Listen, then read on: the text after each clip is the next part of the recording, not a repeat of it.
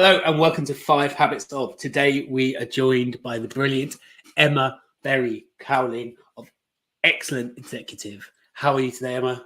I'm very well, thank you, Michael. How are you? I'm very good. I'm looking to a high impact, high energy conversation. So today we are talking about your 5 habits of leading with high impact. Where do we start? What's habit number 1? Fab, thank you. Yeah, so habit number 1. Well, I guess if I intro all 5 and then go a bit deeper on them, shall I? Yeah, that works. Give away the farm before we even begin. So the first of the 5 habits is really all about leaning into your strengths and making the most of everything that you've got rather than trying to fit a square peg in a round hole. The second is all about maximizing your energy, and it's not woo-woo. There is science behind it. Making sure that you lean into when you naturally have the most energy, because we all have slumps, right? The third is all about blending, not balancing your time. I'll explain a bit more about that as we get onto that one. I'm very passionate about getting rid of that word balance from our vocabulary. Number 4 is about leaning into your authentic self and making sure that you feel authentically you in all that you do, whether it's technical, whether it's, behavioral, making sure that things feel like they're you throughout. And the last habit is all about self-coaching. So taking those wonderful principles and actually applying them to ourselves, which we seem to forget to do all the time. Brilliant. I love it. And we are going to be cruising through those. And you're my first guest to bring slides, which excites me because as a visual learner, I can't believe I've not really encouraged this or even done it myself yet. So we have slides today. You're going to tell me when to move on. So we have our 5 habits. Mm-hmm. We're going to talk about focus on your strengths first. Tell me about it. Thank you, Michael. I appreciate that. And yeah, like you, I'm a visual learner, right? And I think actually with all of this, it's really important to understand your natural preferences and the preferences of those around you. So if you are a visual learner, lean into it. If you're kinesthetic, grab hold of something and make sure you're making some notes. Anyway, I digress. Focusing on your strengths first is all about making sure that you lean into the things that you're naturally good at and stop trying to be a round peg in a square hole, square peg in a round hole. So actually, I get quite frustrated when people tell you have to be good at everything, because there is no person in the world that is good at everything. And the more that you can do to understand yourself and your natural preferences and where you can lean into, the more fulfilled and the more energized and the happier you will be. Now, there is a tool that I use for this. There's something called the Game Changer Index, which is this beautiful little circle on the right-hand side. It's very, very simple. I know a lot of people will have done like psychometrics, lots of different emotional intelligence assessments and things. This is very different because it's an organometric. And what it does is it talks about actions, it talks about outcomes and the impact that you want to have. It's very, very simple, and it focuses on leaning into your strengths rather than trying to focus on all your weaknesses. So whether you do the game-changing index assessment or whether you even if you don't, you can literally sit here right now, anybody watching this right now, take a piece of paper and a pen, write down every single thing that you're good at, all of your strengths, and don't be humble. Absolutely get everything out there, make yourself feel good today, right? It's really important to focus on that and then pick your top 3, really lean into those top 3 and work out how you maximize it. And then with your weaknesses, I don't want you to work on those loads. Actually, I want you to identify them and I want you to work out how you can minimize the amount of time you spend on them, because other people probably enjoy those things, right? Mm-hmm. Ask somebody else to do it. It's really, really simple when you boil it down. I know it's more complicated in practice. But if you do these things intentionally, deliberately, then you'll be much more fulfilled. And so will everybody else by kind of dividing the strengths and weaknesses up. Does that make sense, Michael? It does. Let me check as well, because actually I think it's a gateway to being a better leader, knowing this, because this is where you can get your team to support you and actually feel like they're bringing something to the game and you're not the expert in everything. Because even if you are the best person in the room at everything, you can't sit in that seat all the time because your people won't grow. So you actually have to have that humility to go, right, I want you to do this because I think you can do a good job with it. And whether it's your strength or not, actually giving it away, because giving things away is the thing that empowers your people to grow. Mm-hmm. Definitely. And that growth is so important, not just from a, you know, a business perspective and a benefit perspective, but actually from a human perspective. So for all of this, it's about the whole human. And everything that I do, I'm all about the holistic approach. I don't believe you should compartmentalize anything. Nice. Okay, Yeah. cool. So if that's habit number one, remind me of habit number two. Habit number two is all about your energy. Now, this is the one that I said is not woo-woo. So typically we kind of think we're like a morning lark, night owl. What would you say you are, Michael? Oh, there's definitely a peak in the morning, but there is a late night peak that I occasionally hit. So yeah, I'm probably maybe 2 or 3 peaks a day. Mm-hmm. Nice. Okay. Starting to get a picture of where you might be. And it was also a bit of a trick question, right? Because those two don't exist. There's loads of science behind this. I promise you, it's not, you know, as I say, woo-woo. There's something called chronotypes, and this is all focused on your natural energy and your circadian rhythms. And for me, I always knew I was a bit of a sort of more of a night person. Mornings are hard for me. I've got 2 little boys, 6 and 4. They kill me when they get up at 6 o'clock, 5 o'clock every single morning, right? But I didn't know why, and I didn't really understand it. And then I stumbled across chronotypes a couple of years ago. And actually, there are 4 different types of natural rhythm that we have. And it does change over time. Just because you're one today doesn't mean you'll be the same next year, year after. But actually, by understanding your chronotypes, and I'm a wolf, so I kind of build throughout the day and peak a little bit higher, there's a few natural points that you will get energy no matter what chronotype you are. And it's about making sure that you can lean into that, so that, you know, when you're feeling a slump and you're feeling a bit crap, don't beat yourself up. Pick up something that's like on a low energy list, have a defined, you know, 1 to 10 minute activity list, and just do little things that will give you a nice little dopamine hit, ready for when your energy naturally surges. Like for me, it's 10 o'clock, it's 2 o'clock, it's 6 o'clock. Those 3 times a day, that is when I will have calls. That's when I'll have client sessions. It's when I'll do brainstorming. That is, you know, my go time. But 8 o'clock in the morning, that would be the worst time for me to, you know, do something high energy. Is I'm literally going to scrape myself off the floor. I can do it, but what it means is I'll have to give more than I've got. And I know that everybody will have been in that situation where you've given more than you've got, and then you start to feel more and more exhausted. And the more you do that, the more you're likely to reach burnout. Yeah. So actually understanding your chronotypes is so important. And it takes me very nicely onto how you make those work for you in the next habit. Nice. Yeah, good. And I think that understanding your energy is really key, because if you are in a role where your energy impacts the room around you, you've got to pick when you have your meetings. I always slightly wonder about the people that try and book a meeting at 4 o'clock on a Friday. I'm not sure what they're really thinking, because in my mind I'm like, it's 4 o'clock on a Friday. Even if you're at a peak, most other people are trying to work out, can they get home early? Can they shut the laptop, go do something nice? It doesn't make them bad people. It just means that people that have had a long week and they want to turn off, right? Yeah, and it's being like aware of different people's natural energy, and also just, you know, having a bit of compassion for other people and thinking about what works for them. And yeah, a bit more flexibility. 4 o'clock on a Friday, anyone watching, absolutely stop it. Yeah, absolutely stop it. Yeah, right. Okay. Well, so you mentioned the next one. Tell me about this. Yeah, so this one I'm very passionate about. I mean, I'm passionate about anything, right? Everything that I do, I can't do anything without passion. This one is all about blending your time.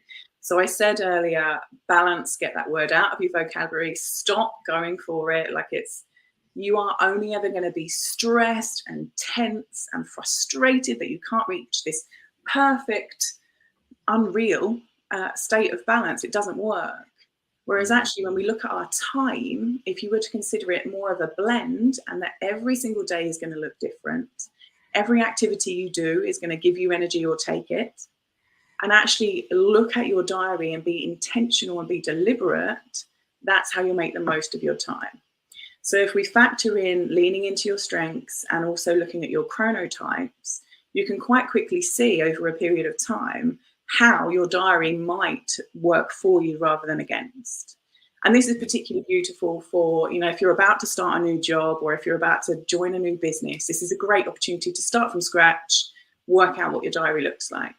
I appreciate for those that have maybe been in post for, 5, 10, 20 years, might be a little bit more difficult, but by understanding your chronotypes, you can very easily start to look 3 months ahead. In fact, do it right now. Like, take your diary out, block out some time where you're going to actually lean into your natural energy. You probably need to do the assessment first, right? But work out where it is that you get those energy spikes. And then also where you've got those, I don't know if you can see it on screen, but there's those lower energy bits for me, the yellow. Okay. So I have like a predefined list of things that I'm going to work on when I've got no energy, like my admin tasks, basically, because I know I can do them quickly. I can tick them off the list. They're going to give me a nice dopamine hit, and I can still get stuff done even when I'm feeling like my energy's through the floor. Nice. Similarly, So almost the autopilot jobs.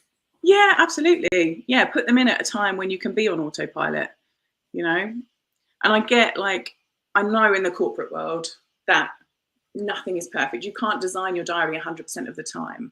What you can do is look at your diary and work out what are the things that are going to give you energy or take it, and then either give yourself some time the following day or the day before or of an evening or of a weekend, and deliberately plan some time to do the stuff at the right time that lifts you up, that leans into your strengths and gives you some stuff back. Yeah. It's really powerful. Yeah.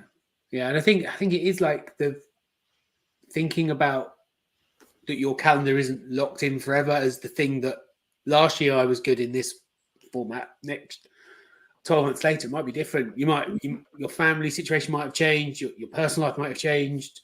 You might be training for a marathon, right? Things like that can completely change how your body is, the peaks, the troughs.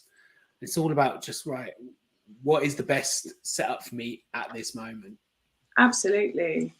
And that's what I've put, the habit at the top is really making sure you're proactive. So you constantly review it, you constantly change it, make sure that it works for you. Like the clients that I have on the leadership program I'm running at the moment, every single week after we review their time blending, they review their time of that previous week and they look ahead a couple of weeks to see what it is that they need to do and what it is they need to put in place. So No, and do you know what? In the course I run, this is one of the key parts about getting productivity right, is looking at what went well the week gone or what didn't and why, and understanding that. But actually, next week, what do you need to do? Have you got it in your calendar? Have you got it in the calendar at your peak so you can get the best version of you when you most need it? Yeah. And it's really interesting that we've both ended up at the same place in terms of the look at what you need to do and look at your energy. Well, it's the thing that gets forgotten, isn't it? Because quite often people are in firefighting mode, right? You're a leader, you're a manager, things keep coming up, they keep hitting you, but you don't have the time, or you don't believe you have the time to do this. But if you do carve out that time, you save yourself so much time in the future. But it's that initial fire break, Yeah, absolutely. Cool. What is the next one we're going to talk about? So the next is all about authenticity and making sure you're aligned. Now, I appreciate there's quite a few different things on screen, so I'll just talk about them a little bit. The first bit is those 3 questions. And these are things that we forget to ask ourselves, particularly when you've been in a role for a little while. What was the leader that you wanted to be? Why did you take this role in the first place? What's the leader that you actually need to be right now? Leadership should be situational. It should not be stagnant, and it shouldn't be, staying still. You've got to change and evolve as your team grows. And then what is it that your team need from you? It might be that they have different motivational needs, different capability needs. What is it that they need from you at different points in time?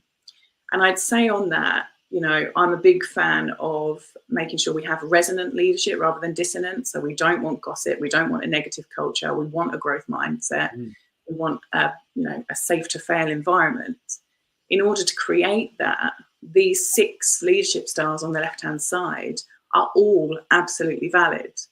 Now, you might scroll through the list and some of them might mean more to you than others. So pace setting, strong focus on KPIs, really driving that performance, that drumbeat every step of the way, and the leader is really hammering it home. Democratic, people get an opportunity to have a say, but the leader ultimately makes the decision. Affiliative is your mate, your leadership mate. You might meet you down the pub. He wants to talk about the football or the sport or whatever's happening most recent.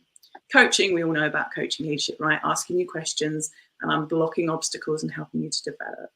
The visionary leader, looking to the future and keeping you aligned with that strategy. And then commanding leadership, which everybody will run screaming from the hills from, where, you know, a little bit more micromanagement, a little bit more in the detail, really, you know, think of that kind of puppet picture, right? Holding all the strings. Mm-hmm. However, all 6 of these have a place. It just might be that, you know, some of them are a very small percentage of the time. If you think of, you know, if you're in a building and it's on fire, you don't want a coaching leader. You don't want that coaching style, you know. So what do you think might be the best way to get out of this building? You know, what might be our obstacles? You know, you need a commanding leader. You need someone to get you out of that building fast. Right? Yeah. So it's important, I think, to make sure that you adapt and change, but with the authenticity to make them your own. So exploring them and working out what bits are right for you and how you can switch things on when your team need them, because sometimes you've got to do things that are uncomfortable. Alongside that is setting those boundaries. So if you have very clear boundaries for yourself in terms of your time, in terms of values, in terms of what it is that you expect and you need, that really supports that authenticity and that alignment, because the more that you are clear and you communicate your boundaries, actually the more freedom you have, the more respect that you have, because people know where they stand. And I think we're scared of boundaries. When I've spoken to leaders on my course, you know, boundaries are a scary thing because it makes us feel like we're kind of battening down the hatches and closing all the walls. Whereas actually what you're saying to people is, this is how I would like to engage with you and this is what I need from you in return. Yeah. It's so powerful. I think. Yeah. No, go for it. I was going to say, people respect it when you reinforce those boundaries. Mm-hmm. And I use with the small R, when you live by them and actually you hold them and you use them. People actually respect it when you say no, or when you have to come and actually be of service to them and you apply the boundaries to them as well. And like, people respect it, and that's what they want. They want that clarity. They want, okay, if this is about pace setting, we want those boundaries. It's also not impinging on the other things, because for you to be pace setting, you can't be commanding, because you need to give people the autonomy, don't you? You if you want people to get somewhere fast, you've just got to let them go and work out how you can best support that. But it's almost not going to be commanding to get that pace setting right. Mm-hmm. It's a real tricky balance, and it's, you know, making sure that you communicate very clearly and give people the why behind everything that you're doing, especially when you're switching between leadership styles. And it takes a little while to get it, you know, to be natural. Yeah, and you're going to get it wrong as well. Absolutely, and that's part of, you know, where I've got the freedoms on the right hand side. Actually, freedom to fail, the bottom one there, is arguably one of the most important, because we have to be willing to fail as well as letting other people fail, right?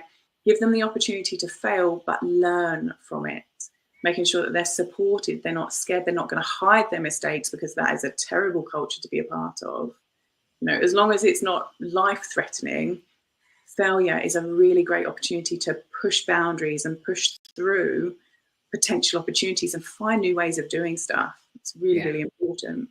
And actually all of the freedoms. So by having clear boundaries and knowing your authentic self, you can create freedom, you can create psychological safety, and make sure that people have the opportunity to be fully themselves, be their authentic whole selves, and develop into, you know, that freedom to become, develop into the person that they're ultimately got the potential to be, the person that maybe, you know, has been dwindling for a little while. Actually creating that environment is such a wonderful place to be, because people will thrive.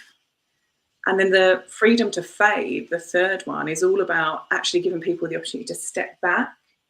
I think this is really hard in a lot of environments, because, you know, we talk about pace setting leadership, we want people to go, go, go, go, go. Actually, the opportunity to step back, reflect, learn, grow and adapt is really, really vital. That breathing space that you saw on the calendar on the last slide, you know, that's critical. If we don't have that, people are going to burn out, and you don't want burned out people. You don't want to be burned out yourself, because when you reach that point, it's hard to get back. Yeah.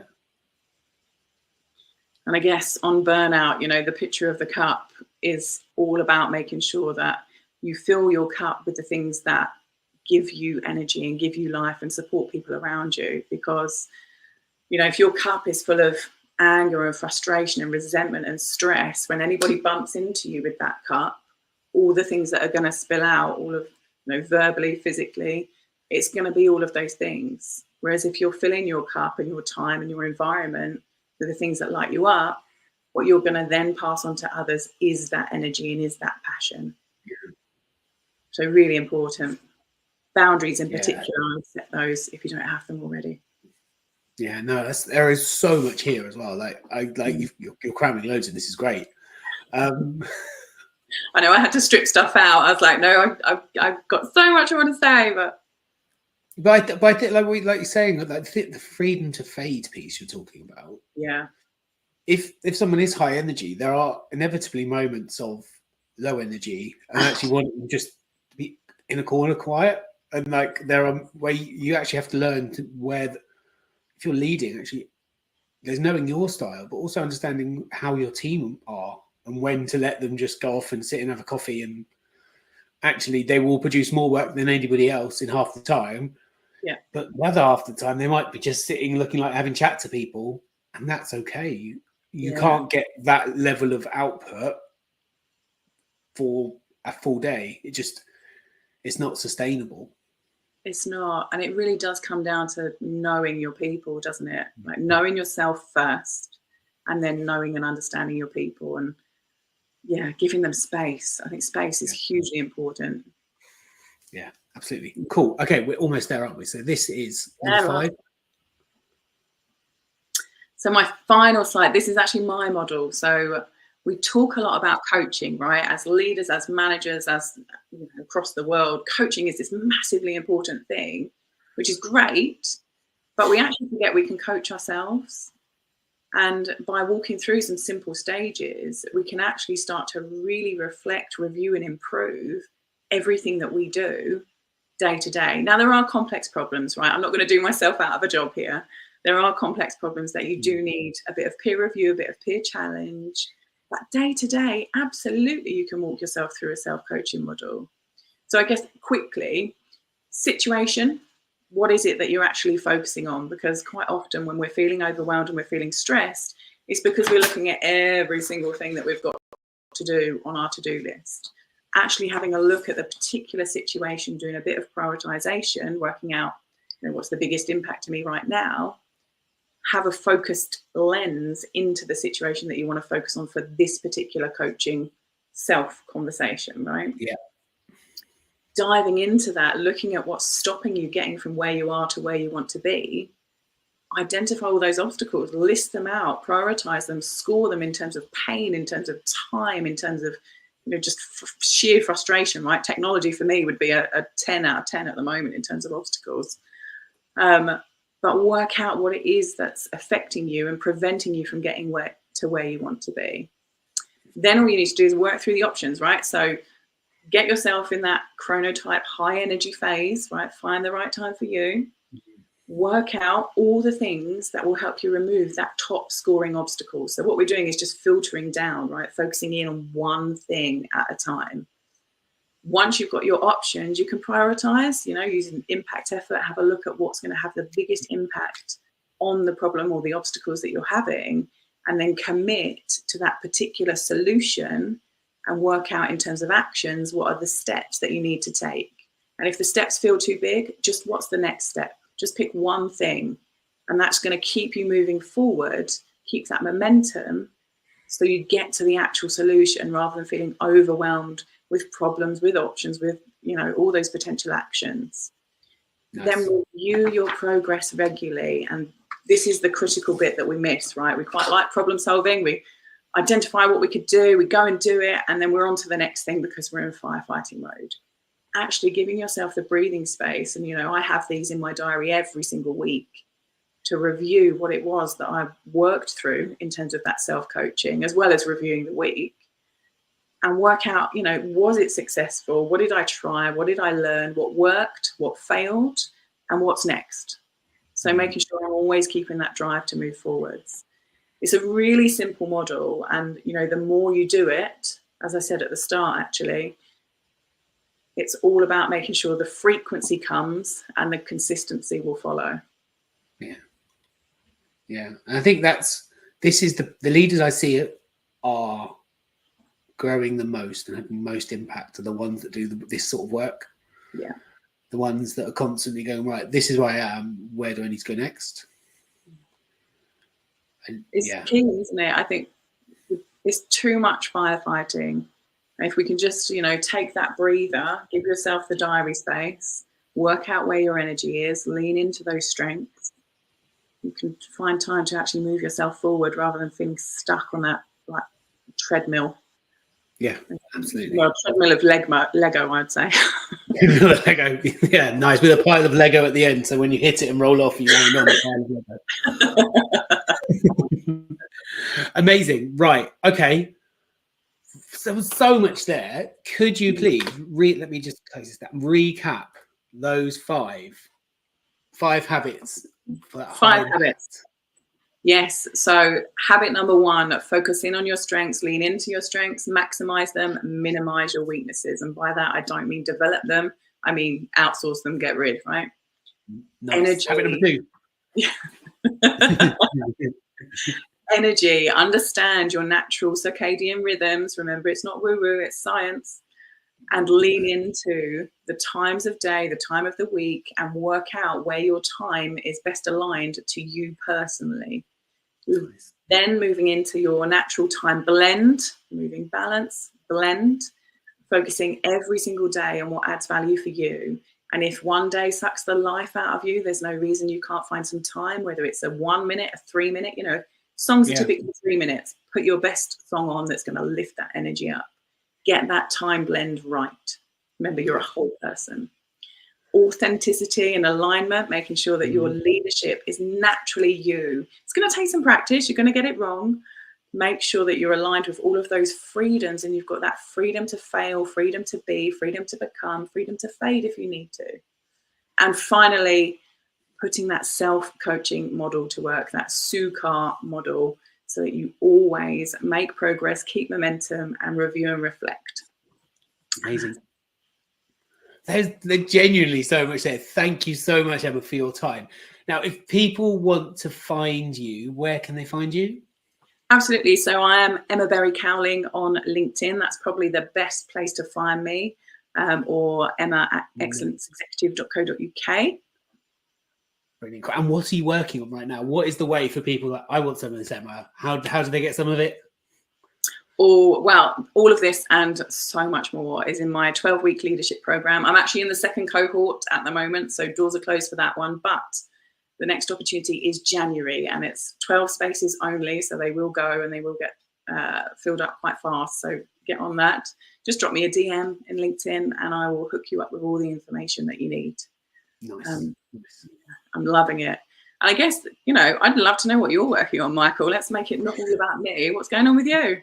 Well, I've pivoted recently. So I was looking at helping ops managers be brilliant leaders, but now I'm reframed it and actually bringing it down to a much smaller focus of just productivity. So I'm running a productivity sprint in January. So if you've got something you need to build for your business, set up, get going, could be a website, could be a new product, could be you need to do a process review, come to the productivity sprint. And what we do, we take your product, we take your process, and we review it. And over the 9 weeks, you change your habits and you build new habits to make sure you're more productive, but you also build the thing you really need for your business. So it's a really nice, tight accountability process to really get those juices flowing. So that is launching in January as well. And it's nice because we do very similar things, but we're doing it to different people in different time frames. So it's really nice to see other people's work in this space, because it helps you see, like, actually the work we're doing is important and that those themes occur everywhere. So it's really nice to see.